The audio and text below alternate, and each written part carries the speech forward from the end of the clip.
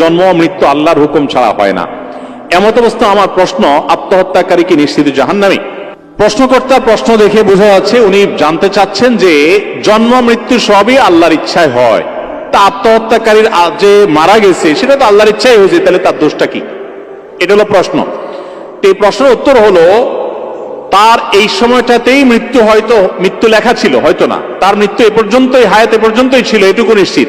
কিন্তু তার শাস্তি হবে মৃত্যুর জন্য না, তার শাস্তি হবে সে কেন গলায় ফাঁস দিছে, তার শাস্তি হবে সে কেন নিজেকে হত্যা করার জন্য উদ্যোগ নিয়েছে, এর জন্য শাস্তি হবে, মৃত্যুর জন্য না। তার মৃত্যু এই সময় হতো, কিন্তু সে, আল্লাহ তাআলা হাদিসে কুদসিতে বলেছেন, বাদারানি আবদি, আমার বান্দা তার মৃত্যুর সময় হয়েছে ঠিক আছে, কিন্তু সে তাড়াহুড়া করেছে, নিজেরটা নিজে তাড়াহুড়া করে বলতে সময় আগাইতে পারে নাই, কিন্তু নিজেরটা নিজে সে টেনে এনেছে। এটা তার জন্য নিষেধ করা হয়েছে, আল্লাহ নিষেধাজ্ঞাকে অমান্য করেছে, নিজেকে হত্যার মুখে ঠেলে দিয়ে